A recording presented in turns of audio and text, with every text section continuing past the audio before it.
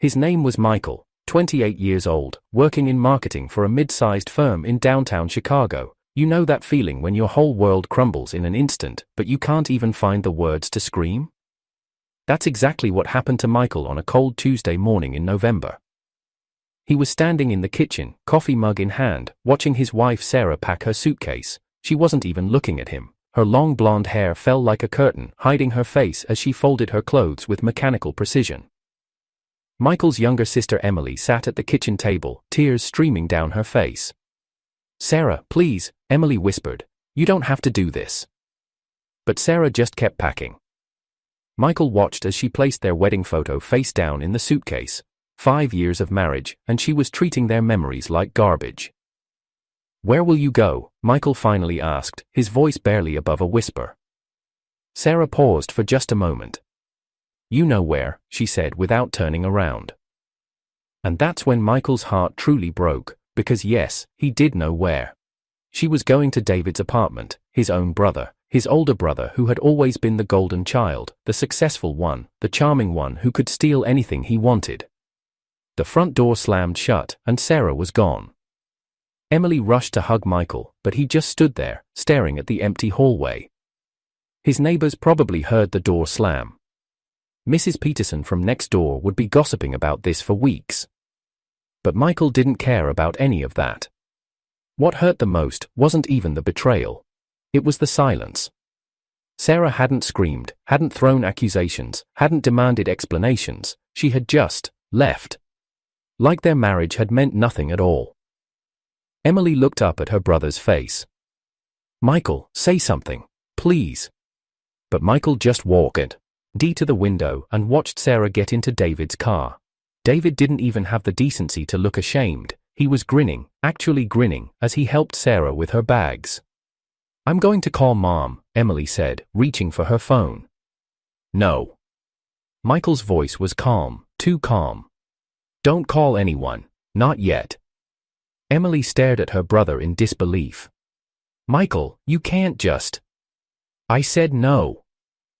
Michael turned away from the window, and Emily saw something in his eyes that made her step back. It wasn't anger, it wasn't sadness, it was something much more dangerous. It was patience. But this was just the beginning. To understand why Michael stayed silent, you need to know about the Johnson family. Michael had grown up in a typical American household in suburban Illinois. His father had died when he was 16, leaving Mrs. Johnson to raise 3 children on her own. David was 30 now, 2 years older than Michael, and he had always been the star of the family. Captain of the high school football team, full scholarship to Northwestern, now running his own successful consulting firm. You know that guy who seems to have everything handed to him on a silver platter? That was David. Emily was 24, the baby of the family, and she adored both her brothers. She was finishing her master's degree in social work, always trying to fix everyone's problems, always believing the best in people.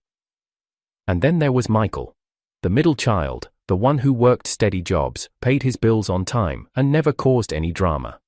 He was the reliable one, the one everyone could count on, but somehow never the one anyone really noticed. Mrs. Johnson had always favored David, though she'd never admit it. "David just has that special something," she used to say. "He's going places." Michael had accepted this a long time ago. He'd made peace with being the ordinary son, the backup plan, the one who would take care of Mom when she got older while David lived his glamorous life. But Sarah was supposed to be different.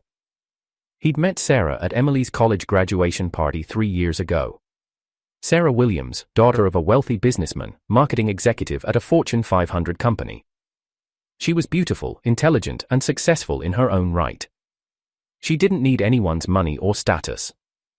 The first time Sarah met David, Michael watched her reaction carefully. Most women became a little starry-eyed around his older brother. But Sarah barely glanced at David. She was interested in Michael, genuinely interested in the quiet guy who listened to her stories about work drama and remembered her coffee order. "I like that your brother doesn't try so hard," Sarah had told Michael after their third date. "David's the type who needs everyone to love him, but you're comfortable with who you are." Michael fell in love with her for saying that, for seeing something in him that no one else ever had.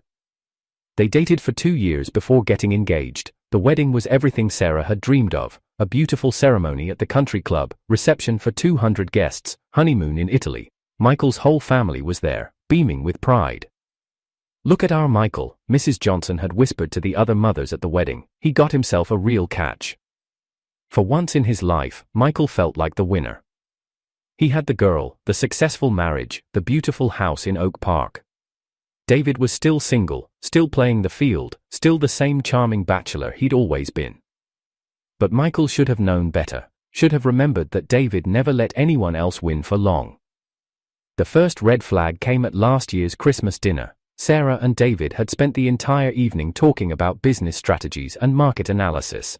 They both worked in similar fields, they both had MBAs from top schools, they both spoke the same corporate language that Michael had never quite learned. "Your wife is brilliant," David had told Michael that night. "You're a lucky man."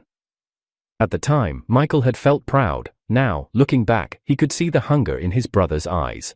David wasn't complimenting Sarah, he was claiming her. Emily knocked on Michael's door around noon, carrying a bag of groceries and wearing her determined big sister expression. "I brought lunch," she announced, "and I'm not leaving until you tell me what really happened." Michael let her in because he didn't have the energy to argue. Emily busied herself making sandwiches, while Michael sat at the kitchen table, staring at his coffee. "How long?" Emily asked, without looking up from the cutting board. "How long what? How long have you known about Sarah and David?" Michael was quiet for so long that Emily stopped cutting and turned to look at him. His face gave her the answer. "Oh, Michael!" Emily's voice broke. "How long have you been carrying this alone?" 6 months, Michael said finally. "I saw them together at that conference in Milwaukee. Sarah said she was going alone, but David was there too. They were having dinner, and they looked like a couple." Emily sank into the chair across from him. "Why didn't you say anything?" "What was I supposed to say? Hey honey, I saw you on a date with my brother." She would have denied it. They both would have, and then I'd be the crazy, jealous husband who doesn't trust his wife. "But Michael, you had proof." "I had suspicions, that's not the same thing." Michael finally looked up at his sister. "Besides, I kept hoping I was wrong, that there was some explanation, that the woman I married wouldn't do this to me." Emily reached across the table and squeezed his hand. "What are you going to do now?" Michael pulled his hand away and stood up. "I'm going to wait." "Wait for what?" A small, cold smile crossed Michael's face. "You'll see." Little did Michael know what was coming. Sarah Williams had always been the girl who got everything she wanted. Growing up as the only daughter of Mr. Williams, one of Chicago's most successful real estate developers, she'd never known what it felt like to be denied anything. But here's the thing about Sarah that most people didn't understand: she was smart enough to know that her privileged life came with expectations. Her father expected her to marry well, to choose a husband who could enhance the family business, someone who moved in the right circles. That's why dating Michael had felt so freeing. Michael worked for a regular marketing firm. He drove a Honda Civic. He shopped at Target and thought Olive Garden was fancy dining. Dating him was like playing hooky from her real life, and Sarah had found that unexpectedly refreshing. "He's so genuine," she used to tell her best friend Jessica over their weekly lunch dates at the country club. "When Michael compliments me, I know he means it. He's not trying to get something from me." Jessica, who came from a similar background, understood the appeal. "Rich guys always want something," she agreed. "Money, connections, status. At least with Michael, you know he just wants you." And for 3 years, that had been enough. Sarah genuinely loved Michael's quiet strength, his loyalty, his complete lack of pretension. She loved how he remembered her favorite flowers, how he made her laugh with his dry sense of humor, how he never tried to change her. The problems started creeping in slowly, so slowly that Sarah barely noticed at first. It began with small things. Sarah's colleagues at work would ask about her husband, and she'd find herself embellishing stories to make Michael sound more impressive. When they attended company parties together, Sarah caught herself making excuses for Michael's simple job, his lack of graduate degree, his unfamiliarity with their world. "Your husband seems sweet," her boss had commented after one particularly awkward dinner party where Michael had spent most of the evening listening quietly while everyone else discussed international markets and corporate acquisitions. Sweet, the word had stung more than Sarah wanted to admit. Then David re-entered the picture. Sarah remembered the exact moment everything changed. It was at Emily's birthday party last spring. David had just returned from a business trip to Tokyo, full of stories about closing a major deal with a tech company. He was tan, confident, speaking casually about million-dollar contracts like other people discussed the weather. "Sarah, right?" David had said, though they'd met several times before. "Michael's better half?" But this time, when David looked at her, really looked at her, Sarah felt something she'd forgotten she was capable of feeling. She felt seen. Not as Michael's wife, not as the rich girl slumming it with a regular guy, but as Sarah Williams, successful executive, worthy partner for someone equally successful. "I've been following your company's expansion," David continued. "Brilliant strategy. The European markets are wide open right now." And just like that, they were deep in conversation about business, about opportunities, about the kind of future Sarah had put on hold when she married Michael. Michael, meanwhile, was in the kitchen helping Emily with the dishes, completely oblivious to the way his brother was looking at his wife. You know that feeling when you realize you've been settling? That's what hit Sarah like a freight train that night. She loved Michael, she really did. But love wasn't enough anymore. She wanted someone who challenged her intellectually, someone who understood her ambitions, someone who could be a real partner in building the kind of life she'd always dreamed of. David started texting her the next week, just business at first, articles he thought she'd find interesting, invitations to networking events, opportunities to discuss strategy. Sarah told herself it was innocent professional collaboration. Michael never questioned why Sarah was suddenly working late so often, why she had so many new work friends to grab drinks with, why she was traveling more for conferences. He trusted her completely, and Sarah used that trust like a weapon. The first time Sarah kissed David, it was after a particularly intense strategy session at his downtown office. They'd been working on a proposal for a joint venture between their companies, and the sexual tension had been building for weeks. "We should stop," Sarah had whispered, even as she leaned closer to him. "Should we?" David's hand was on her face, his thumb tracing her cheek. "Or should we stop pretending this isn't exactly what we both want?" When Sarah came home that night, Michael was waiting with takeout from her favorite Thai restaurant and a bottle of wine. "How was the conference?" he asked, kissing her forehead. "Fine," Sarah lied, and hated herself for how easy it was. But the guilt didn't last long.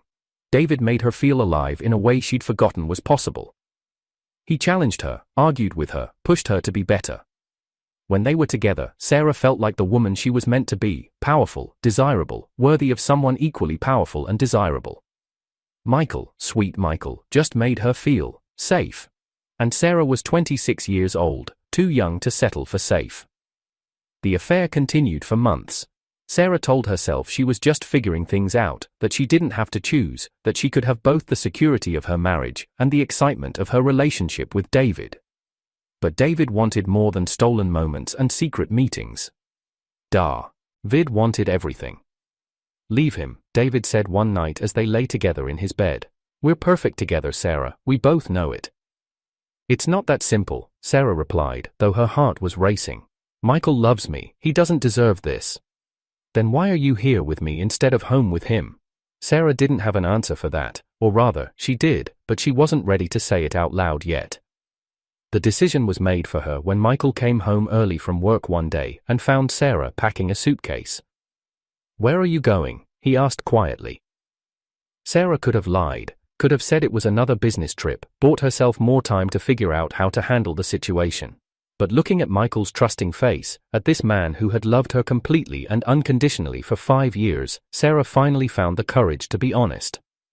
"I'm leaving, Michael, I'm sorry, but I'm leaving." She didn't tell him about David. She couldn't bring herself to twist the knife that deeply, but she saw in Michael's eyes that he already knew. But Sarah had a secret that neither Michael nor David knew about yet. Mrs. Johnson had always prided herself on keeping the family together. Every Sunday dinner, every holiday, every birthday, the Johnson children were expected to show up to maintain the illusion of the perfect American family. So when Sarah left Michael on that Tuesday morning, Mrs. Johnson's first instinct wasn't to comfort her heartbroken son, it was to plan damage control. "We need to have a family meeting," she announced when she called Michael that evening. "This Sunday, David will be there too." Michael closed his eyes, feeling a familiar exhaustion settle over him. "Mom, I don't think that's a good idea right now." Nonsense. Family problems require family solutions. We've always worked things out together, and this won't be any different. This isn't a misunderstanding about whose turn it is to host Thanksgiving, Mom. My wife left me for my brother. The silence on the other end of the phone stretched so long that Michael wondered if the call had dropped. Don't be dramatic, Michael, Mrs. Johnson finally said. I'm sure there's more to this situation than you understand. David would never. And Sarah is such a lovely girl. And there it was, the same old pattern that had defined Michael's entire life. When something went wrong, it was always Michael's fault, Michael's misunderstanding, Michael's overreaction. David could do no wrong in their mother's eyes. Emily, who had been listening to the conversation from the kitchen, grabbed the phone from Michael's hand. Mom, for once in your life, could you please support Michael instead of making excuses for David? Emily Rose Johnson, don't you dare speak to me that way. I raised you better than that, did you? Because the way I see it, you raised one son to think he's entitled to anything he wants, another son to think he doesn't deserve anything good, and a daughter who spent 24 years watching you play favorites. Michael took the phone back before Emily could say something they'd all regret later. We'll be there Sunday, he said quietly, but don't expect this to be some heartwarming family reunion, Mom. Sunday dinner at the Johnson house had always been a production.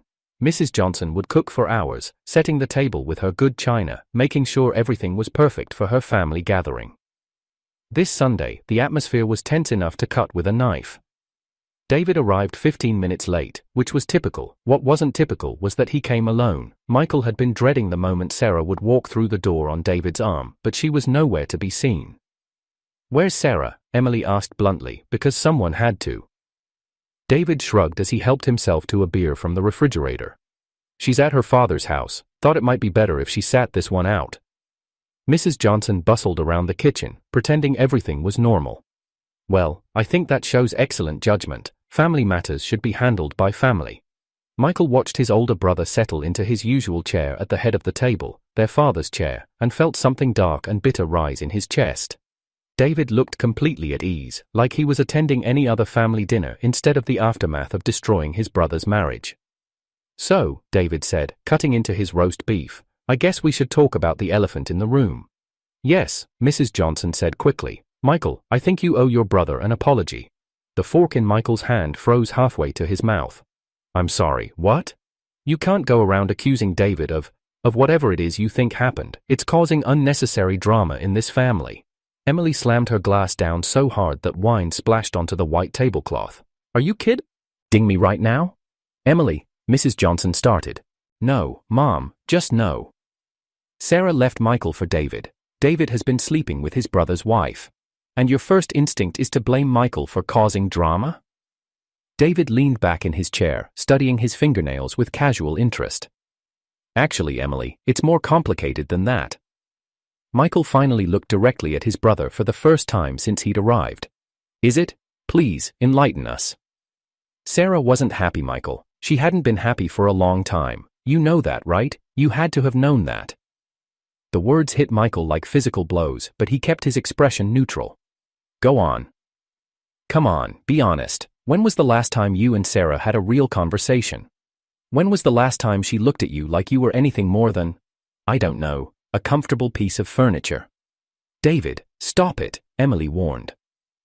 But David was just getting started. Sarah is an incredible woman. She's brilliant, ambitious, beautiful. She deserves a partner who can match her energy, who can challenge her, who can give her the kind of life she was meant to have. And you think that's you? Michael's voice was deadly quiet.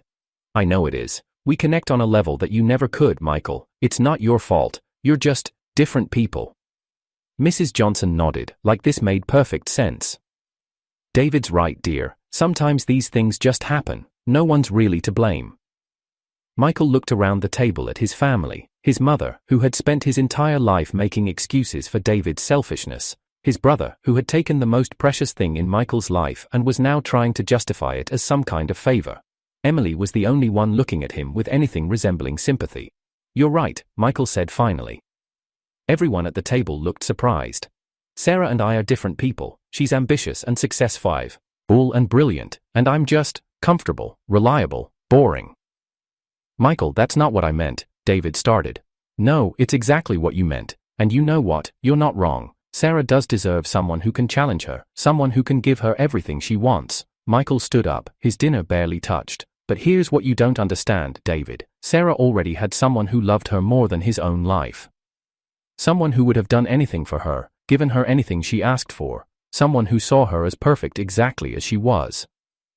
Michael walked to the front door, then turned back to face his family. You can have her, David. You can have the house, the successful wife, the perfect life. But what you'll never have is what I had with her. You'll never love her the way I did, because you don't know how to love anyone more than you love yourself. Michael, wait, Emily called, jumping up from her chair. But Michael was already gone, leaving his family to sit with their uncomfortable truths. As he drove home, Michael's phone buzzed with a text message. For a moment, his heart jumped, thinking it might be Sarah. But it was from Jessica, Sarah's best friend. We need to talk, there's something you need to know about Sarah. Then David entered the picture in a way no one had expected. Jessica Martinez had been Sarah's best friend since their freshman year at Northwestern. They'd pledged the same sorority, interned at the same companies, been each other's maids of honor. If anyone knew Sarah's secrets, it was Jessica. Which is why Michael was surprised when she asked to meet him at a quiet coffee shop downtown instead of simply calling with whatever information she had. Jessica looked nervous when Michael arrived, fidgeting with her wedding ring and avoiding eye contact. She was usually the picture of confidence, a successful attorney married to another successful attorney, the kind of power couple that dominated Chicago's social scene. Thank you for meeting me, she said as Michael sat down across from her. I wasn't sure if you'd want to talk to anyone from Sarah's circle right now. You said there was something I needed to know. Jessica nodded, then pulled out her phone. I'm going to show you something, but I need you to promise me you won't do anything rash, no confrontations, no dramatic gestures. Can you promise me that? Michael studied her face. What is it, Jessica? Promise me first. Fine, I promise. Jessica turned her phone toward him. On the screen was a photo that looked like it had been taken at some kind of corporate event. Sarah was there, looking stunning in a black cocktail dress, but she wasn't with David. She was with another man, older, distinguished, wearing an expensive suit. His hand was on Sarah's waist, and they were looking at each other like they were the only people in the room. Who is that? Michael asked. Richard Blackwood, senior partner at Morrison, Cale Associates, one of the biggest law firms in the city. Michael looked up from the phone. I don't understand. Jessica took a deep breath. Michael, Sarah wasn't just having an affair with David. She was having affairs with multiple men. Chard, David, at least 2 other guys that I know of, maybe more. The coffee shop seemed to spin around Michael. That's impossible. Sarah wouldn't. She's not that kind of person. Isn't she? Jessica's voice was gentle but firm. Michael, I love Sarah like a sister, but she's been collecting powerful men like trophies for the past year. She told me she was keeping her options open until she figured out which one could give her the best life. Michael stared at the photo. The man, Richard, had his hand on Sarah's face, looking at her with obvious adoration. The same way Michael used to look at her. Why are you showing me this? Because David thinks he won. He thinks he was Sarah's choice, that she left you for him specifically. But the truth is, Sarah would have left you for whoever made her the best offer first. Jessica swiped to another photo. This one showed Sarah at what looked like a charity gala with yet another man Michael didn't recognize. That's Marcus Webb, CEO of Webb Industries, divorced, net worth around $50 million. Sarah dated him for 3 months while she was married to you. Michael felt sick. How long have you known about this? I suspected for months, but I got confirmation last week. Sarah called me the night she left you. She was drunk and celebrating, talking about how she was finally free to pursue her real opportunities. She mentioned David, but also Richard, and some new guy she met at a conference in New York. Why didn't you tell me sooner? Jessica looked down at her hands. Because I hoped she'd come to her senses, because I thought maybe if she got it out of her system, she'd realize what she was throwing away. You were good to her, Michael. You were the best thing that ever happened to her, and she was too stupid to see it. Michael closed his eyes, processing this information. Part of him felt vindicated. He hadn't been crazy to suspect something was wrong, but another part of him felt devastated all over again. The woman he'd loved and trusted had been systematically betraying him for months, maybe longer. There's more, Jessica said quietly. The reason she left when she did. Michael, she's pregnant. The blood drained from Michael's face. What? She's about 2 months along, and she doesn't know who the father is. Michael gripped the edge of the table. Does David know? I don't think so. Sarah's been trying to figure out her next move. She's been doing DNA research, trying to narrow down the timeline. For a long moment, Michael just sat there, absorbing the magnitude of Sarah's betrayal. His wife hadn't just left him for his brother, she'd been living a completely double life, using their marriage as a cover while she shopped around for a better option. Why are you telling me all this, Jessica? What do you want me to do with this information? Jessica leaned forward, her expression intense. I want you to protect yourself. Sarah is dangerous, Michael. She's calculating and manipulative, and she will destroy anyone who gets in the way of what she wants. Right now, she's letting David think he's special, but the moment someone better comes along, she'll drop him too. Exactly. And if that baby turns out to be yours? Michael hadn't even considered that possibility. The thought of being tied to Sarah for the rest of his life through a child made him feel physically ill. What should I do? Get a lawyer, today. Protect your assets, document everything. And whatever you do, don't let Sarah know that you know about the others. She's dangerous when she feels cornered. Michael thanked Jessica and left the coffee shop in a daze. As he walked to his car, his PH sheets, one buzzed with a text from an unknown number. We should meet. There are things about your wife you need to know. Richard Blackwood. Michael stared at the message. Apparently, he wasn't the only one who'd been played by Sarah Williams, and it seemed like her other victims were starting to compare notes. This changed everything between them.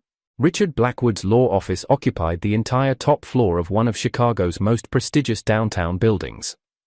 Walking into the lobby, Michael felt underdressed in his simple business casual attire, surrounded by marble floors and crystal chandeliers that probably cost more than his annual salary. The receptionist, a perfectly polished young woman who looked like she'd stepped out of a magazine, directed Michael to Mr. Blackwood's corner office. The view of Lake Michigan was breathtaking, but Michael barely noticed it. His attention was focused on the distinguished man behind the massive mahogany desk. Richard Blackwood was everything Michael wasn't: tall, silver-haired, radiating the kind of confidence that came from decades of success. He was probably in his early 50s, but he carried himself like a man who'd never had a moment of self-doubt in his life. Mr. Johnson, Richard stood and extended his hand. Thank you for coming. I know this must be awkward. You could say that. Michael shook the offered hand, noting Richard's firm grip and expensive watch. Your message said there were things I needed to know about my wife. Ex-wife, I assume. I heard she'd left you.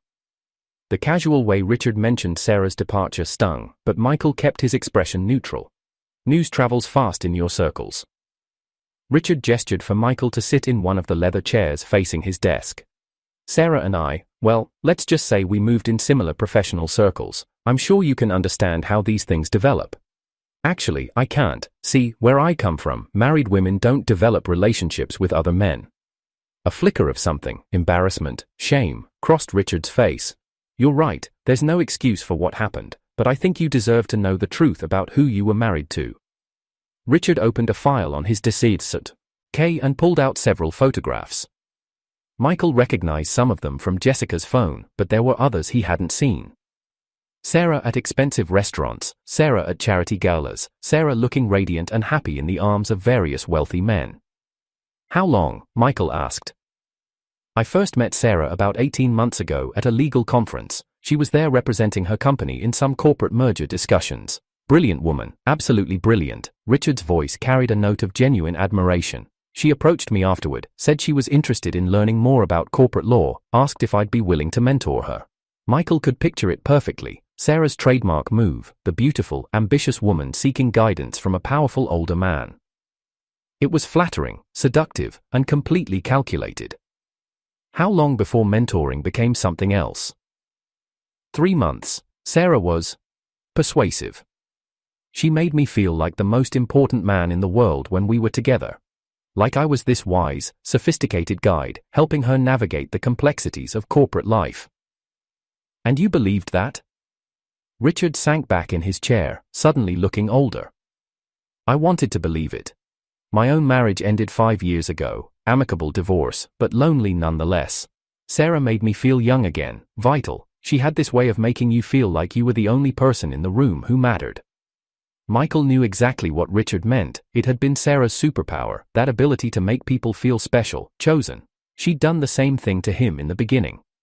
When did you realize you weren't the only one? 2 weeks ago. I hired a private investigator to look into Sarah's background, standard procedure when you're considering a serious relationship with someone. What I found? Richard shook his head. Michael, your wife was running a sophisticated operation. She had different personas for different men, different stories, different needs. Richard pulled out a thick folder and spread its contents across the desk. Phone records, credit card statements, hotel receipts, restaurant bills. A paper trail of Sarah's double life. With me, she was the ambitious corporate lawyer wannabe, looking for a mentor and father figure. With your brother David, she played the frustrated wife trapped in a boring marriage, seeking excitement and passion. With Marcus Webb, you know about Marcus. Michael nodded grimly. With Marcus, she was the sophisticated socialite, ready to be a trophy wife for the right price. Each man thought he was getting a different version of Sarah, the version of her that perfectly matched what he was looking for. Michael studied the documents, seeing his marriage dissolve into a series of receipts and phone calls. How much money did she get from all of you? Not much directly. Sarah was too smart for that. She never asked for cash or expensive gifts that could be traced. But dinners at 5-star restaurants, weekend trips to luxury resorts, shopping excursions where we'd accidentally buy her things she admired. It adds up. How much? Richard hesitated. In the 8 months we were seeing each other, probably close to $40,000. Michael felt sick. While he was working overtime to pay their mortgage and save for their future, Sarah was living a secret life of luxury funded by her other relationships. There's something else, Richard continued. Something you need to know about the baby. Michael's head snapped up. You know about that? Sarah told me she was pregnant 3 weeks ago. She was emotional, scared. She said the timing was terrible because she was leaving her husband and didn't know how to handle the situation. Did she tell you who the father was? Richard's laugh was bitter. She told me it was mine. Talked about how this could be a new beginning for us, how we could build a family together. I was actually considering it. I'm 53, never had children, thought maybe this was my chance. But then I found out about the others. Sarah told the same story to at least 3 different men. Michael, we all think we're the father. Michael closed his eyes, feeling overwhelmed by the scope of Sarah's deception. What are you going to do? I've already done it. I sent certified letters to David and Marcus, sharing what I'd learned. I figured we all deserved to know what we were dealing with. And? Marcus is furious. Apparently, he was planning to propose to Sarah next month. David's response was interesting. Richard handed Michael a printed email. It was from David, dated yesterday. Richard, thanks for the information. I already suspected Sarah was playing games, but I didn't realize the extent of it. Here's what you don't know. I never cared about Sarah. This was always about my brother. Sarah was just a convenient way to take something he valued. Mission accomplished. David. Michael read the email twice, feeling his world shift again. He never wanted her? Apparently not. According to this, your brother was using Sarah to hurt you, and she was using him to escape her marriage. Neither of them cared about the other. They were just convenient tools for each other's agendas. Michael sat in silence, processing this revelation. His marriage hadn't ended because of some grand passionate love affair. It had ended because 2 selfish people had decided to use each other to get what they wanted, regardless of who got hurt in the process. Why are you telling me all this, Richard? What do you want? Richard stood and walked to the window, gazing out at the lake. Because Sarah destroyed my faith in love, my trust in women, my belief that good people exist in this world. But she destroyed your actual life, your marriage, your family, your home. You deserved better than that. What's your point? Richard turned back to face Michael. My point is that Sarah Williams is about to get away with all of this. She's going to disappear, have her baby, and move on to her next victim. Meanwhile, you'll spend years rebuilding your life. David will go back to his bachelor lifestyle with no consequences, and the rest of us will just be cautionary tales. What are you suggesting? Richard's smile was cold. I'm suggesting that maybe it's time Sarah learned that actions have consequences. I'm suggesting that maybe it's time she discovered what it feels like to have her life destroyed by someone she trusted. Michael studied the older man's face. What exactly are you proposing? Patience, Mr. Johnson, you've been quiet so far, letting everyone think you're just the heartbroken husband, but what if that silence wasn't because you were hurt? What if it was because you were planning? But the worst was yet to come. Richard's private investigator was a woman named Catherine Torres, a former FBI agent who now ran her own firm specializing in corporate espionage and infidelity cases. She was small, sharp-eyed, and had the kind of quiet intensity that made Michael believe she could uncover secrets people didn't even know they were keeping. They met at Catherine's office, a modest space above a deli in Lincoln Park that was a stark contrast to Richard's luxurious law firm, but the computers lining her walls and the sophisticated surveillance equipment on her desk made it clear that Catherine took her work seriously. Mr. Blackwood filled me in on the basics, Catherine said, opening a thick file. Your wife was more interesting than most of my subjects. Usually, people having affairs try to hide their activities. Sarah was almost brazen about it. She spread out a timeline on her desk, a detailed chart showing Sarah's movements over the past 18 months. Color-coded entries showed her various relationships, business trips, and financial transactions. The first thing you need to understand is that Sarah wasn't just cheating on you randomly. This was a planned, systematic operation. She was actively cultivating relationships with wealthy, powerful men while using her marriage to you as a cover story. Michael studied the timeline. Cover story? Think about it from her perspective. She's a beautiful, successful woman in her mid-20s. If she were single and aggressively pursuing relationships with older, wealthy men, people would assume she was a gold digger, but as a married woman having discreet affairs, that suggested passion, forbidden love, excitement, much more appealing to her targets. Catherine pulled out another set of documents. Sarah did extensive research on each man before approaching them. She knew their business interests, their personal histories, their weaknesses. She crafted a different personality for each relationship, designed to be exactly what each man was looking for. How did she manage to keep them all separate? Carefully, she used different phone numbers for different relationships, told each man she preferred to keep their connection private for professional reasons. She scheduled meetings and trips so they wouldn't overlap, and she used your marriage as the perfect excuse for why she couldn't be available all the time. Catherine showed him photos of Sarah at various events, always with a different man, always looking completely natural and comfortable. In some pictures, she looked like a serious business executive. In others, she was the playful girlfriend. With Marcus Webb, she appeared sophisticated and worldly. The scariest part is how good she was at it, Catherine continued. Most people conducting multiple deceptions eventually slip up, get their stories confused, leave obvious evidence, but Sarah was meticulous. She kept detailed notes on each relationship, maintained separate email accounts and social media profiles, even had different wardrobes for different personas. Then how did you catch her?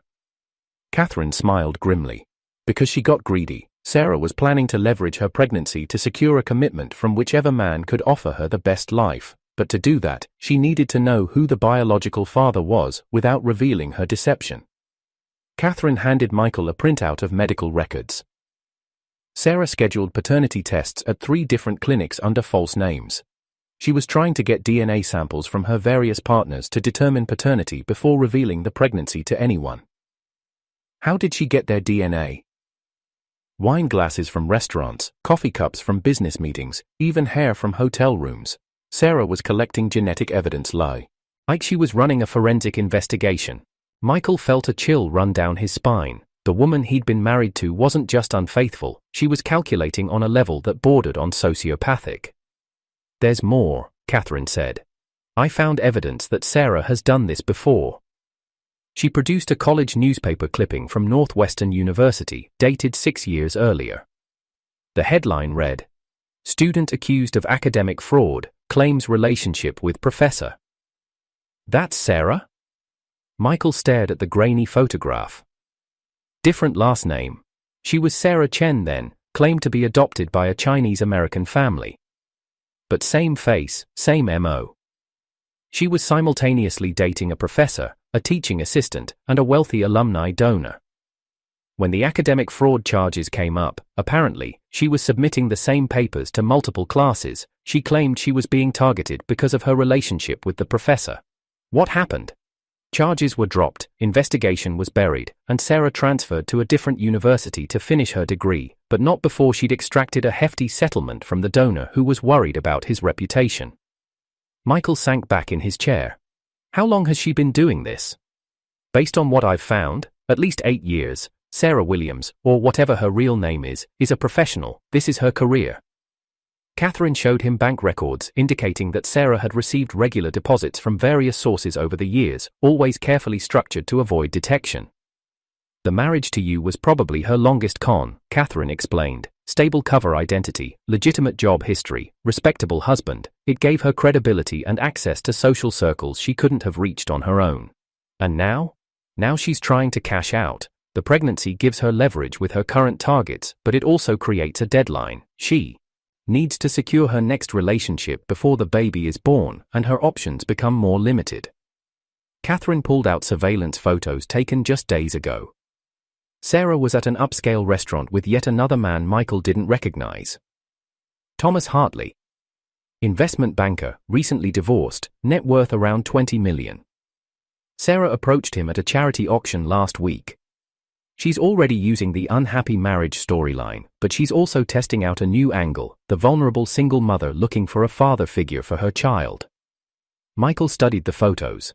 Sarah looked radiant, happy, completely unburdened by the destruction she'd left behind. She was already moving on to her next victim, while he was still picking up the pieces of his shattered life. What do you recommend I do with all this information? Catherine's expression was serious. That depends on what you want to accomplish, Mr. Johnson. Do you want justice, revenge, or do you just want to make sure Sarah can't do this to anyone else? What's the difference? Justice would be turning this evidence over to the police and letting them handle it. Sarah has committed fraud, identity theft, and possibly extortion. She could face serious criminal charges. And revenge? Revenge would be using this information to destroy Sarah's current operations. Exposing her to her new targets, revealing her deception to her family and employer, making sure everyone knows exactly who and what she is. And protecting others. That would involve a more surgical approach, warning her current and future targets without necessarily destroying her completely. Giving people the information they need to make informed decisions. Michael was quiet for a long moment, weighing his options. Finally, he looked up at Catherine. What if I told you I had a different idea? Something that would accomplish all 3 goals? Catherine raised an eyebrow. I'd say I'm listening. Michael pulled out his phone and scrolled to his calendar.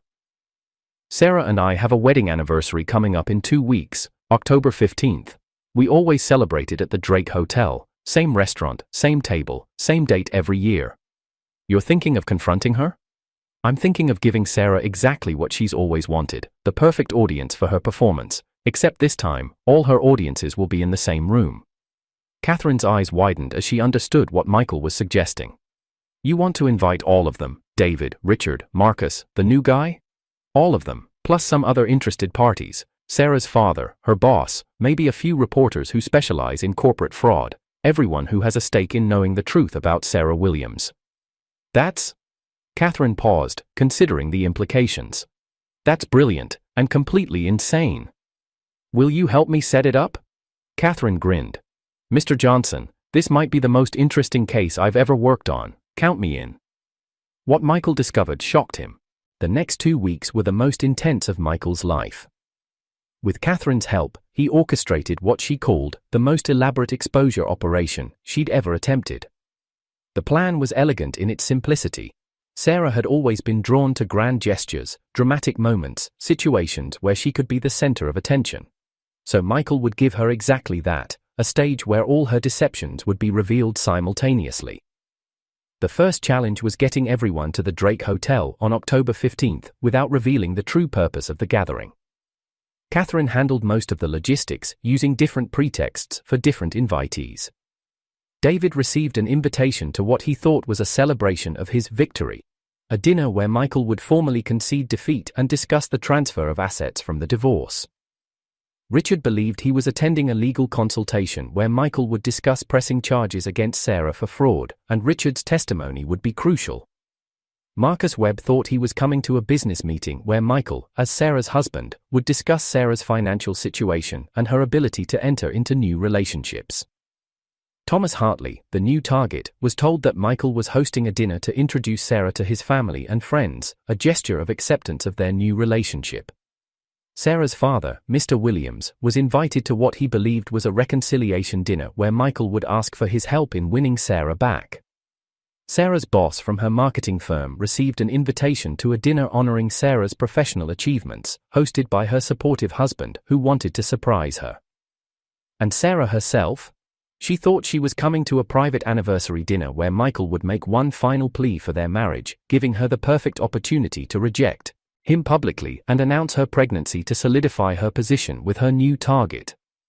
The beauty of this plan, Catherine explained as they went over the final details, is that everyone is coming with their own agenda. They all think they're getting something out of this evening. And Sarah?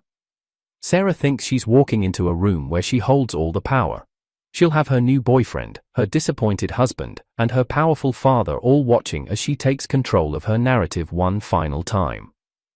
The evening of October 15th, Michael arrived at the Drake Hotel 3 hours early. He'd reserved the private dining room where he and Sarah had celebrated every anniversary, but tonight the intimate space would host 12 people instead of 2. Catherine had positioned cameras throughout the room, not hidden, but not obvious unless someone was looking for them. For legal purposes, she explained, if we're exposing fraud, we need documentation. Emily arrived first, looking nervous but determined. She'd insisted on being there to support her brother, despite Michael's concerns about the family drama that would unfold. Are you sure about this? She asked as they watched the hotel staff arrange the seating chart Catherine had designed to maximize chaos. I've never been more sure of anything in my life, Michael replied. Sarah has been controlling the narrative of our relationship for months. Tonight, the truth controls the narrative. Richard Blackwood arrived next, looking distinguished and curious. He greeted Michael with the cautious respect of one professional to another, but his eyes kept scanning the room as other guests arrived. Marcus Webb entered like he owned the place, which, given his wealth, he practically did. He was younger than Richard but carried himself with the aggressive confidence of a self-made millionaire. His confusion was evident when he saw Richard, whom he clearly recognized from Chicago's business circles. David strolled in 15 minutes late, as usual, but his casual arrogance faltered when he realized this wasn't the private family discussion he'd expected. The sight of Marcus and Richard, 2 men he'd obviously never seen before, clearly unsettled him. Mr. Williams arrived with the punctuality of a lifelong businessman, followed closely by Sarah's boss, Janet Morrison, a sharp-eyed woman in her 50s who seemed to take in every detail of the room and its occupants. Thomas Hartley was the last to arrive before Sarah, looking slightly bewildered by the crowd but trying to maintain his composure. He was younger than the other men, probably early 30s, with the kind of earnest handsomeness that Sarah seemed to find irresistible in her victims. Gentlemen, Michael announced once everyone had arrived, thank you all for coming. I know some of you are confused about why you're here, but I promise everything will become clear shortly. Sarah should be arriving any moment. The room buzzed with quiet conversations as the various factions tried to figure out what was happening. David attempted to corner Michael for a private explanation, but Michael smoothly deflected him. Richard and Marcus had gravitated toward each other, their business instincts recognizing a fellow predator. Then Sarah walked in. She was breathtaking, as always. She'd chosen a black cocktail dress that hugged her still slim figure perfectly, her blonde hair styled in elegant waves, her makeup flawless. She looked like she was ready for a magazine photo shoot, completely confident and in control. But as her eyes swept the room and registered the faces looking back at her, Michael watched that confidence crack.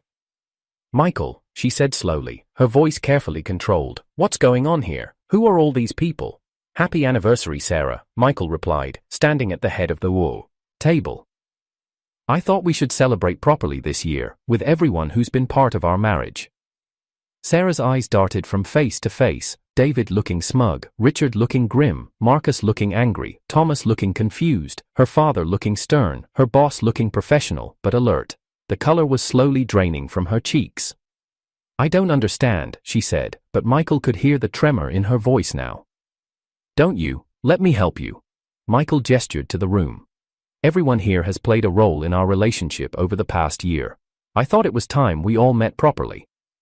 Catherine stepped forward from her position near the cameras. Sarah Williams, my name is Catherine Torres. I'm a private investigator, and I've been documenting your activities for the past month. Sarah's composure finally shattered. She looked wildly around the room, as if searching for an escape route, but there was nowhere to go. Every person in that room represented a piece of her deception, and now they were all staring at her, waiting for explanations she couldn't give. "This is insane," Sarah said, her voice rising. "Michael, what have you done?" "I've done what I should have done months ago," Michael replied calmly. "I've stopped being silent." Then David revealed the truth. The silence in the private dining room was deafening. Sarah stood frozen in the center of the space, surrounded by the fragments of her carefully constructed deceptions. Michael watched as her mind raced, trying to calculate damage control, but there were too many variables, too many people who knew too much. David, ever the opportunist, spoke first. "Well, this is awkward," he said with his trademark smirk. "Sarah, aren't you going to introduce us to your friends?" Sarah's eyes flashed with anger. "David, shut up, you don't understand what's happening here." "Don't I?" David's smile widened. "Actually, I think I understand perfectly. My dear brother has finally grown a spine." Richard Blackwood stood up, his lawyer instincts taking over. "Ms. Williams, I think you owe everyone in this room an explanation." "I don't owe anyone anything," Sarah snapped, but her voice cracked. "Michael, this is cruel, even for you." "Cruel?" Michael's voice remained calm, but there was steel underneath. "Sarah, you've been systematically deceiving everyone in this room for months, some of us for over a year, and you think I'm the one being cruel?" Mr. Williams, who had been silent since Sarah's entrance, finally spoke. "Sarah Elizabeth, what is the meaning of this?" "Michael called me here to discuss your marriage, but these men," he gestured around the room. "Who are these men?" Before Sarah could answer, Marcus Webb stood up, his face red with anger. "I'll tell you who I am, Mr. Williams. I'm Marcus Webb, and I've been dating your daughter for 6 months. She told me her marriage was over, that she was waiting for the divorce to be finalized." Thomas Hartley looked stunned. "Wait, what? Sarah, you told me you were separated. You said the divorce would be final next month. And you told me," Richard added coldly, "that your marriage was a mistake from the beginning, that you'd never really loved your husband." Sarah's father stared at his daughter in horror. "Sarah, please tell me these men are lying."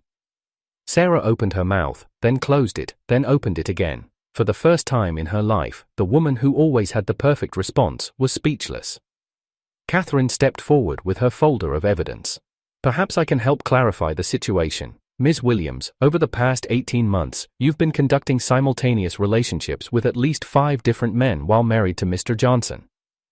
She began laying out photographs on the table. Sarah at restaurants with Richard, Sarah at charity events with Marcus, Sarah shopping with Thomas, Sarah in David's apartment. "You maintained separate phone numbers, email addresses, and even different personas for each relationship. You told Mr. Blackwood you were an aspiring lawyer. You told Mr. Webb you were ready to leave your career to be a full-time wife and mother. You told Mr. Hartley you were a marketing executive looking for someone who shared your professional ambitions." Sarah's boss, Janet Morrison, who had been quietly observing, spoke up. "Sarah, is this true? Have you been using company resources and time to conduct personal relationships?" "Janet, I can explain. Can you? Because according to these records," Catherine continued, "you've charged personal dinners and hotel stays to your corporate credit card, claiming they were business expenses. That's embezzlement, Ms. Williams." David was laughing now, actually laughing. "Oh, this is rich. Sarah thought she was playing us, but she was the one getting played, by her own greed." "David, stop it," Emily said sharply. "This isn't funny." "Isn't it?" David's eyes glittered with malicious amusement. "My sweet little brother finally outsmarted all of us, even me." Richard looked confused. "What do you mean, da?" Vid turned to address the room like he was giving a presentation.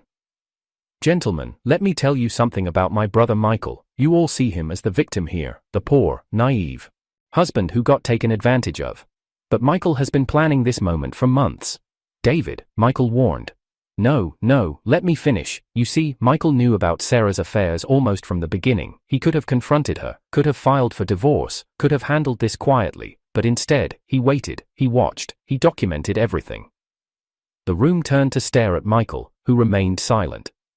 "Michael let Sarah destroy herself," David continued. "He gave her enough rope to hang herself with, and she took it eagerly. While she thought she was being so clever, manipulating all these powerful men, Michael was building a case that would destroy not just her marriage, but her entire life." Sarah found her voice at last. "That's not true. Michael's not that smart. He's not that calculating. Isn't he?" David pulled out his phone and showed it to the room. Want to know how I really found out about your little operation, Sarah? Michael told me, 6 months ago. He showed me photos, shared his suspicions, asked me to help him gather evidence. The blood drained from Sarah's face. No. You pursued me. You seduced me. Did I? Or did I just play the role Michael asked me to play? The charming older brother, the exciting alternative to boring, reliable Michael? Emily gasped. David, you didn't. Oh, but I did. Michael knew that Sarah would eventually leave him anyway. She was already shopping around for better options. So he decided to control when and how it happened. He made sure she'd leave him for someone he could manipulate, someone who would ultimately betray her. Michael finally spoke, his voice deadly quiet.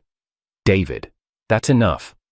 Is it? Because I think these gentlemen deserve to know the whole truth. Michael didn't just expose Sarah's deceptions tonight, he orchestrated them. Every affair, every lie, every betrayal, Michael made it possible. Richard looked at Michael with new respect and wariness. Is this true? Michael was silent for a long moment, studying the faces around him. Finally, he nodded. Yes, it's true. The room erupted in shocked voices, but Michael continued speaking, his voice cutting through the chaos. I discovered Sarah's first affair 13 months ago. I hired Catherine to investigate, and we uncovered the scope of her deceptions. I realized that Sarah was never going to stop, never going to be satisfied with just me, never going to be the wife I thought I married. He looked directly at Sarah, who was staring at him like she'd never seen him before. So I decided to give you exactly what you wanted, Sarah. I gave you opportunities to meet wealthy, powerful men. I made sure you had access to social events where you could network. I even gave you the perfect cover story, the neglected wife looking for understanding. You used me, Sarah whispered. I used you? Michael's laugh was bitter. Sarah, you were using me long before I started using you. The difference is, I was trying to protect myself and others from your manipulation. You were just trying to upgrade your lifestyle. Mr. Williams slammed his hand on the table. Enough, Sarah, we're leaving. This is a circus, and I won't have you subjected to this humiliation. No, Sarah said, surprising everyone. No, Dad, I want to hear this. I want to understand exactly how my husband destroyed my life. Michael looked at his wife, his soon-to-be ex-wife, with something that might have been pity. I didn't destroy your life, Sarah. I just made sure that when you destroyed ours, you wouldn't be able to do it to anyone else. Michael couldn't believe what he heard. Sarah stood in the center of the room, surrounded by the wreckage of her carefully constructed lies, and for the first time since Michael had known her, she looked completely defeated, but as he watched her face, he saw something that made his blood run cold. She was smiling, not the charming, seductive smile she used to manipulate her victims, not the innocent, wounded smile she wore when caught in lies. This was something else entirely, cold, calculating, and utterly without remorse. You think you've won, Sarah said, her voice eerily calm. All of you. You think you've outsmarted me, exposed me, destroyed me, but you have no idea who you're dealing with. Catherine stepped forward, her hand moving instinctively toward the pepper spray on her keychain. Years of investigating dangerous people had taught her to recognize when a situation was about to turn violent. Sarah, I think you should sit down, Janet Morrison said nervously. You're clearly upset. Upset? Sarah laughed, and the sound made everyone in the room uncomfortable. I'm not upset, I'm impressed, especially with you, Michael. I never gave you credit for having this kind of creativity. She walked slowly around the table, making eye contact with each person as she passed. Richard, you pompous fool, did you really think a woman like me would be interested in you for your sparkling personality? You're old enough to be my father. Richard's face flushed red, but he remained silent. Marcus, you pathetic little rich boy, you were so desperate to buy a beautiful wife that you never stopped to wonder why I was for sale. Marcus started to stand, but Thomas Hartley grabbed his arm, sensing the volatility in the room. And Thomas, sweet Thomas, you actually believed I was looking for love, at my age, with my options. How wonderfully naive. She stopped in front of David, studying his face with detached interest. David, you magnificent bastard. I have to admit, you played your part perfectly. The seductive older brother, the forbidden fruit, the chance for me to hurt Michael while upgrading my circumstances. You almost had me convinced you actually wanted me. Sarah, stop this, Emily pleaded. You're scaring people. Sarah turned to Emily with mock sympathy. Poor Emily, always trying to fix things, always believing people can change. You know what your problem is, you think everyone has a conscience. Finally, she came to stand directly in front of Michael. They stared at each other for a long moment, and Michael realized he was looking at a complete stranger. The woman he had loved, married, and shared his life with was gone, if she had ever really existed at all. But you, Michael, Sarah said softly, you surprised me most of all. All these months, I thought I was married to a weak, predictable man who would never have the courage to leave me. I thought I could take my time, explore my options, find the best possible upgrade before discarding you. She reached out and touched his face gently, and Michael forced himself not to flinch away. I never realized I was married to someone who could be just as ruthless as I am. I'm nothing like you, Michael said quietly. Aren't you? You manipulated everyone in this room just as skillfully as I did. You used your own brother, your marriage, even your grief as tools to destroy me. That takes a special kind of coldness, Michael.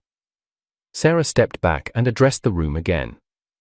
Since we're all being so honest tonight, let me share some truths of my own. Michael is right, this isn't the first time I've done this. I've been perfecting this particular skill set for years.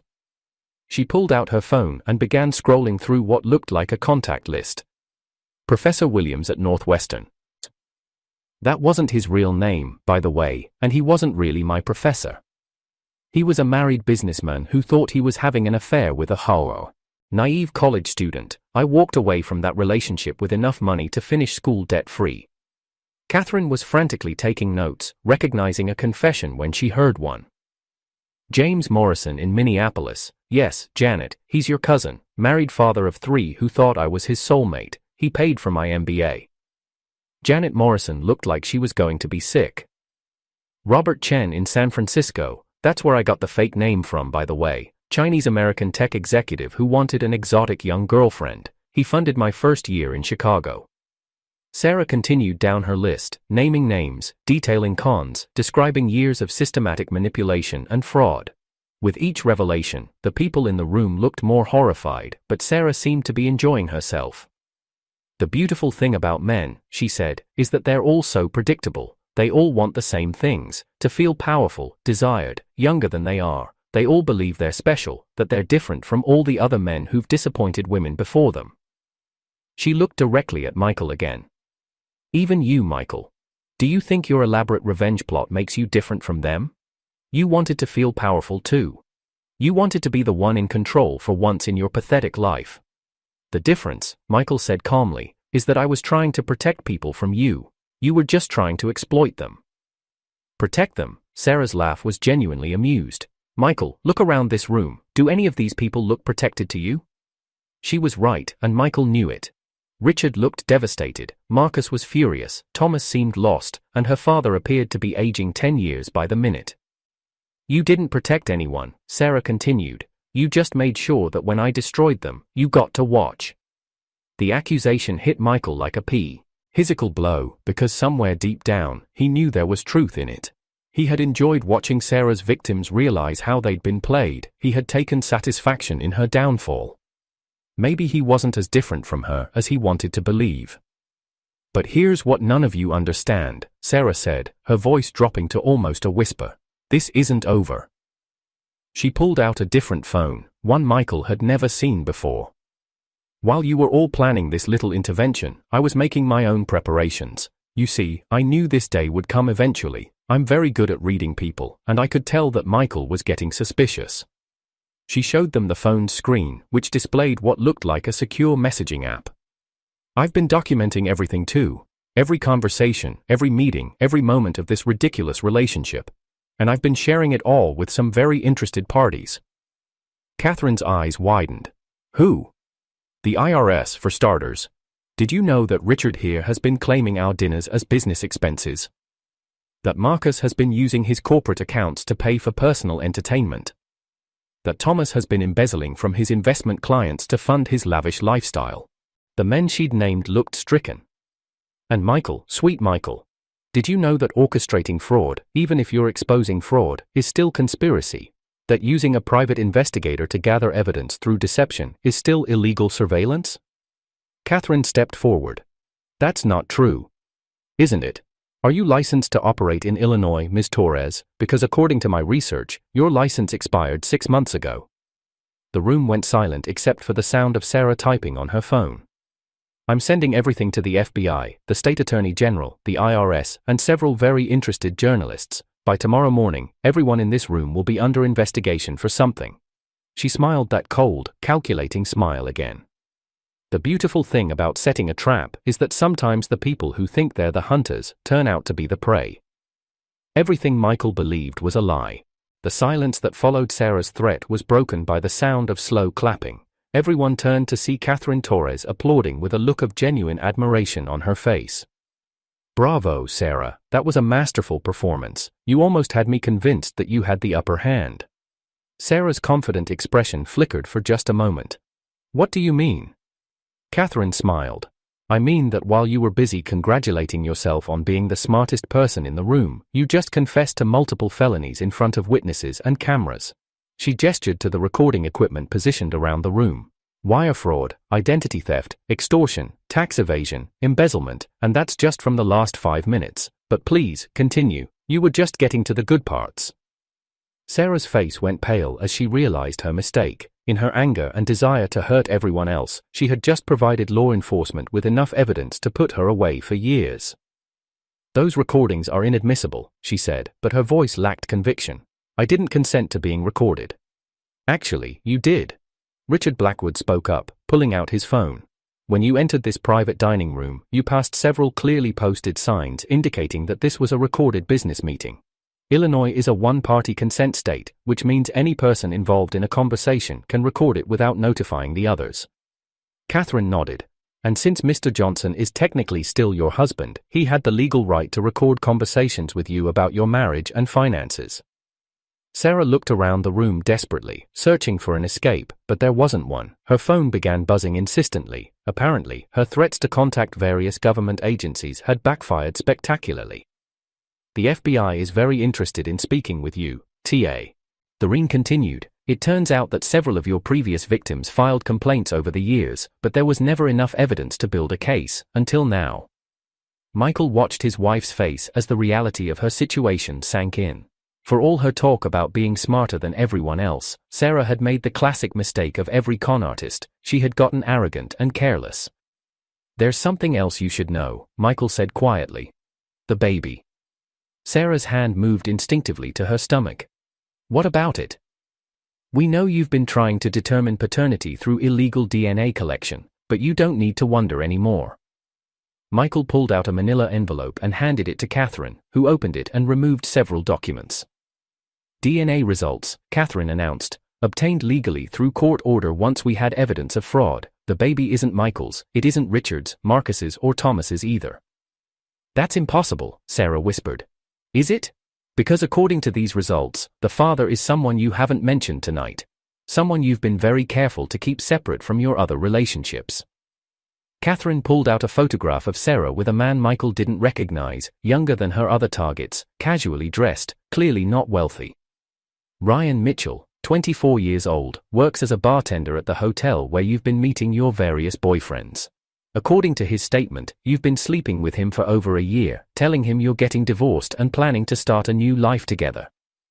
Sarah sank into the nearest chair, all fight gone out of her. You see, Sarah, Michael continued, while you were busy manipulating wealthy men for their money and status, you were having unprotected sex with a bartender because he made you feel young and reckless. The very thing you despised about being married to me, being ordinary, is exactly what you were doing in secret. David shook his head in amazement. She played herself.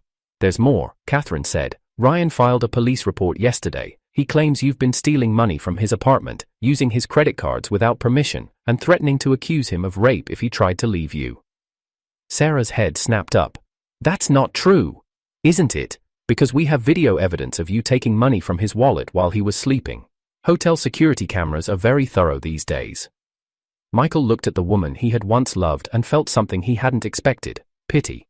Sarah had been so focused on orchestrating elaborate cons against wealthy men that she had completely lost control of her actual life.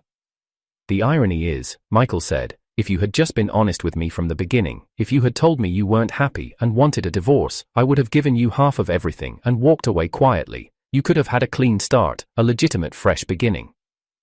But that wasn't enough, was it? Emily added, speaking for the first time in several minutes. You didn't just want a divorce, you wanted to destroy Michael completely while upgrading your life circumstances. Sarah looked up at Emily with undisguised hatred. And what would you know about it? You're 24 years old and still living off your family. You've never had to fight for anything in your life. You're right, Emily said calmly. I've been fortunate. But I've also never had to lie, cheat and steal to get what I wanted. I've never had to destroy other people to feel good about myself. Mr. Williams, who had been silent through most of Sarah's confession, finally stood up. Sarah Elizabeth, you are no longer my daughter. I will not have the Williams name associated with this kind of behavior. Daddy, you can't. I can and I will. As of tomorrow, you will be removed from my will, my insurance policies, and my business. You are on your own. Sarah began to cry, real tears this time, not the calculated displays of emotion she used to manipulate her victims. You don't understand, she sobbed. I was trying to build something. I was trying to create a life worth living. I didn't want to be ordinary. There's nothing ordinary about love, Sarah, Michael said gently. There's nothing ordinary about building a life with someone, facing challenges together, growing old together. That's extraordinary, but you threw it away because it wasn't exciting enough for you. Police sirens could be heard outside the hotel. Catherine had apparently called them while Sarah was busy confessing to her crimes. Sarah Williams, Catherine said formally, you're under arrest for wire fraud, identity theft, embezzlement, and conspiracy to commit extortion. As the police officers entered the private dining room, Sarah looked around at the faces staring back at her. For the first time since Michael had known her, she looked her age, young, scared, and completely out of her depth. Michael, she said as the handcuffs clicked into place, I'm sorry, I really am sorry. Michael studied her face, looking for any sign of genuine remorse. What he saw instead was just another manipulation, one last attempt to gain sympathy. No, you're not, he said quietly. You're sorry you got caught, there's a difference. As Sarah was led away, the room fell into an uncomfortable silence. Everyone who remained was processing their own role in the evening's revelations, their own mistakes and vulnerabilities that Sarah had exploited. Michael had to choose. The private dining room felt hollow after Sarah's arrest. The men she had deceived sat in stunned silence, each processing their own humiliation and betrayal in different ways. Michael remained at the head of the table, watching them struggle with the reality of what they had experienced. Richard Blackwood was the first to speak. Michael, I owe you an apology. When I first contacted you, I thought you were just another victim. I didn't realize you were conducting your own investigation. We were all victims, Michael replied. The difference is that I had the advantage of being married to her. I could see the patterns, the inconsistencies, the lies up close. Marcus Webb laughed bitterly. I can't believe I was planning to propose to her. I had the ring picked out, the restaurant reserved. I was going to ask a woman who was actively conning me to be my wife. Thomas Hartley looked the most shaken of all Sarah's victims. How do we move forward from this? How do we trust anyone again? You learn, Emily said gently. You learn to recognize the warning signs, to trust your instincts when something feels wrong, to ask questions instead of just accepting what people tell you. David, who had been uncharacteristically quiet, finally spoke up. I need to apologize too, to all of you, but especially to Michael. Everyone turned to look at him, surprised by the admission. When Michael first told me about Sarah's affairs, I thought this would be a fun game. The chance to seduce my brother's wife, to prove I could take anything I wanted from him. I didn't think about the consequences, about how it would affect everyone involved. He looked directly at Michael. I used your marriage as entertainment, and I helped destroy something that meant everything to you. I'm sorry, Michael. I'm truly sorry. Michael studied his brother's face, looking for signs of manipulation. But what he saw was genuine remorse. The worst part, David continued, is that Sarah was right about me. I am entitled. I do think I deserve whatever I want, regardless of who gets hurt. Tonight made me realize what kind of person I've become. Mrs. Johnson, who had arrived at the hotel after hearing about the arrests, entered the dining room looking devastated. My boys, she said, looking between Michael and David. What have we done to our family? We've learned the truth, Michael said simply, about Sarah, about ourselves, about what really matters. He stood up and addressed the room. I want everyone to understand something. Tonight wasn't about revenge, it was about justice. Sarah would have continued destroying lives if we hadn't stopped her. She had already moved on to new victims, and she would have kept going until someone finally held her accountable. Catherine Torres, who had returned from giving her statement to the police, nodded in agreement. The FBI estimates that Sarah has defrauded at least 15 people over the past 8 years.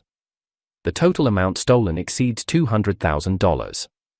Without tonight's evidence, she never would have been prosecuted.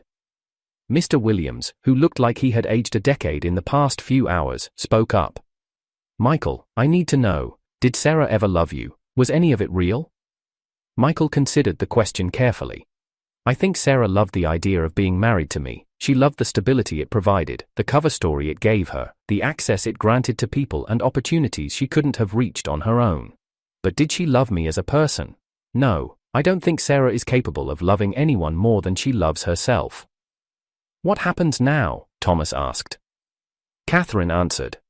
Sarah will be charged with multiple felonies, given the evidence we've gathered and her confession tonight. She's looking at 5 to 10 years in prison. The baby will be placed with Ryan Mitchell's family, assuming they want custody, or with social services if they don't. And the rest of us? You were victims of fraud. The money you spent on Sarah, the gifts you gave her, the emotional damage she caused, those are all legitimate losses that you can pursue through civil court, but criminally, you've done nothing wrong. Michael looked at each person in the room. I want to make something clear. What happened tonight stays between us. I won't be talking to reporters, writing books, or turning this into entertainment. Sarah's crimes will be prosecuted, but your personal business remains private. Richard Blackwood nodded gratefully. Thank you, my law practice would suffer significantly if the details of this became public. As would my business, Marcus added. But, Michael continued, I hope everyone learned something from this experience. Sarah was able to manipulate all of us because we were looking for something we felt was missing from our lives. She gave each of us exactly what we thought we wanted, and we stopped asking questions. He looked directly at David. Some of us were looking for excitement, for the thrill of taking something forbidden. Then at Richard. Some of us were looking for youth, for someone to make us feel vital and important again. At Marcus. Some of us were looking for a trophy, someone beautiful and accomplished to display as proof of our success. At Thomas. And some of us were just looking for love, for someone to share our lives with. Finally, he looked at his mother and Emily. The problem is that when we're looking for someone to complete us, to fill in the missing pieces of our lives, we become vulnerable to people who will tell us exactly what we want to hear. Mrs. Johnson wiped tears from her eyes. Michael, I'm so sorry. I failed you as a mother. I should have seen what Sarah was doing, should have protected you from her. Mom, Sarah fooled everyone. She was a professional, but what I learned tonight is that the people who really matter, my family, my real friends, they're still here. They showed up when I needed them. He looked around the room one more time. We all made mistakes. We all got played by a master manipulator. But we survived, and we learned, and hopefully, we'll all be better people because of it. Emily stood up and hugged her brother tightly.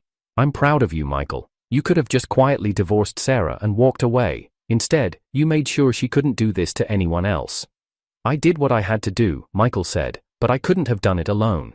Catherine packed up her equipment and files. The FBI will need formal statements from all of you over the next few weeks, but tonight, you should all go home and try to process what happened here. As people began to leave, David lingered behind. Michael, I know you probably can't forgive me right away, but I want you to know that I'm going to change. I'm going to figure out how to be a better person, a better brother. Michael looked at David for a long moment. We all have work to do, David. On ourselves, on our relationships, on our family. But we can do it together, if you're willing. David nodded, his eyes bright with unshed tears. I'm willing. As Michael finally left the Drake Hotel, walking out into the cold Chicago night, he felt something he hadn't experienced in over a year. He felt free. What happened next changed everything. 6 months later, Michael stood in the same spot where his marriage had ended, the kitchen of his Oak Park house, but everything was different now. The house felt warm again, lived in, full of the comfortable chaos of family life. Emily had moved in temporarily while finishing her master's thesis, and her presence had helped heal the emptiness that Sarah's departure had left behind. Books and research papers covered the dining room table, coffee cups accumulated on every surface, and the sounds of normal life had returned to the space that had once been a carefully curated showcase. "Michael, you have a visitor," Emily called from the front door.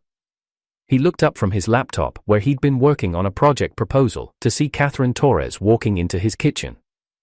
She looked different, more relaxed, less intensely focused than she had during the investigation. "Catherine, this is a surprise. Everything okay?" "More than okay," she said, accepting his offer of coffee. "I wanted to give you an update on Sarah's case and to discuss a proposition." Michael settled into the chair across from her. Over the past 6 months, Catherine had become something like a friend. Their shared experience of exposing Sarah's crimes had created an unexpected bond. "The sentencing hearing is next week," Catherine began. "The prosecutor expects she'll get 7 years, with possibility of parole in 5. The federal charges added significant time to her sentence. And Ryan, the baby? Ryan's sister adopted the baby. She's a nurse in Milwaukee, married with 2 kids of her own. The little girl will have a good life, far away from all this drama." Michael nodded. He'd followed the case closely, not out of vindictiveness, but from a need to see justice done properly. "Ryan seems like a good kid who got in over his head," Catherine continued. "He's testifying against Sarah. In exchange for immunity, turns out she really was stealing from him and threatening him when he tried to break things off. And the others? Richard, Marcus, Thomas? They've all moved on, in their own ways. Richard retired early and moved to Florida, said he wanted to get out of the dating scene entirely. Marcus is in therapy, working through trust issues, and Thomas actually thanked you last week, said the experience taught him to slow down and really get to know people before getting serious." Michael smiled. "At least some good came out of all this." "More than you know, which brings me to my proposition." Catherine leaned forward, her expression becoming businesslike. "I've been getting calls from other victims of similar scams. Apparently, word has gotten out about how we handled Sarah's case. People want my help, but they also want someone who understands the personal side of this kind of betrayal." "What are you saying?" "I'm saying I'd like to partner with you, not as a private investigator. You'd need training and licensing for that, but as a consultant, someone who can help victims understand their options, navigate the emotional aspects of fraud cases, maybe even help set up controlled confrontations like we did with Sarah." Michael considered this. Over the past 6 months, he'd discovered that helping expose Sarah had given him a sense of purpose he'd never found in his marketing job. "You want me to help other people who've been conned? I want us to help them, together. You have insights into how these predators operate, how they choose their victims, how they maintain their deceptions. And you understand the recovery process in a way that I, as an outsider, never could." Before Michael could respond, his phone rang. The caller ID showed David's name. "Excuse me," he said to Catherine, then answered, "Hey, David." "Michael, are you busy? I wanted to run something by you." "Actually, Catherine Torres is here. We're discussing a business proposition." "Perfect timing then. I'll be right over." Michael hung up and looked at Catherine apologetically. "David's been different since everything happened. More thoughtful, more considerate. He's actually been helpful with some of the legal aftermath." "How do you feel about working with him again?" "Cautiously optimistic. People can change, but it takes time to rebuild trust." David arrived 15 minutes later, carrying a folder of documents and wearing the kind of serious expression that had become his default over the past months. "Catherine, good to see you," he said, then turned to Michael. "I wanted to discuss the foundation proposal with you before you made any other commitments." "What foundation?" David opened his folder and spread out papers on the kitchen table. "The Johnson Foundation for Fraud Prevention. I've been working with lawyers and accountants to set it up as a non-profit organization." Michael stared at his brother. "You want to start a foundation?" "Not just me, us, you, me, Emily if she's interested. The idea is to provide resources for fraud victims, legal assistance, counseling services, education programs. We'd work with law enforcement to identify and prosecute scammers, and with victims to help them recover." Catherine examined the documents with professional interest. "This is impressive, David, very thorough." "I've been working on it for 3 months. The idea came from watching Michael handle the aftermath of Sarah's case. There's a real need for this kind of support system." Michael looked between Catherine and David, processing the implications of both proposals. "You both want me to make helping fraud victims my career?" "Not just fraud victims," Emily said, entering the kitchen with with her arms full of groceries. Any victims of emotional manipulation, psychological abuse, systematic deception? There are a lot of people out there who need someone who understands what they've been through. She began unpacking groceries as she continued. Michael, you've always been the person people come to for advice, for support, for practical help. Sarah's case just showed you how to use those skills on a larger scale. Michael walked to the window, looking out at the neighborhood where he'd planned to build a life with Sarah. Now that future was gone, but maybe a better one was possible. What would this look like, practically speaking? David answered. The foundation would provide funding and legal structure. Catherine's firm would handle the investigative work. You'd coordinate with victims, help them understand their options, provide emotional support throughout the process. And Emily? I'd finish my degree and join as a counselor. I'm already writing my thesis on psychological recovery from betrayal trauma. Catherine nodded. It would be a comprehensive approach: investigation, legal action, emotional support, and prevention education. We could really make a difference. Michael turned back to face them. His family, his friend, his potential partners in something meaningful. Sarah always said I was ordinary, that I lacked ambition, that I was too comfortable with being average. Sarah was an idiot, Emily said bluntly. You orchestrated one of the most sophisticated fraud investigations I've ever seen. You brought together multiple victims, gathered evidence, and exposed a career criminal. That's not ordinary. Plus, David added, ordinary isn't an insult. Ordinary people are the ones who hold society together, who do the right thing even when it's difficult, who care more about others than about themselves. Michael looked around his kitchen, at these people who had stood by him through the worst experience of his life. 6 months ago, he'd thought his life was over. Now, he was being offered the chance to build something completely new. Okay, he said finally. Let's do it. Catherine grinned. Really? Really, but I have conditions. Name them, David said. First, we do this right. No shortcuts, no compromises on ethics, no personal vendettas. We help people, but we don't become vigilantes. Agreed. Second, family comes first. This can't become more important than our relationships with each other. Emily nodded. Absolutely. And third, Michael looked directly at David. You have to prove that you've really changed, not just in business, but in how you treat people, how you handle relationships, how you think about what you deserve versus what you've earned. David met his brother's gaze steadily. I understand. And I'll prove it, Michael. Every day. As they spent the rest of the afternoon planning their new venture, Michael felt something he hadn't experienced since before he'd discovered Sarah's betrayal. He felt hopeful. The phone rang just as they were finishing up. Michael glanced at the caller ID and didn't recognize the number. Hello?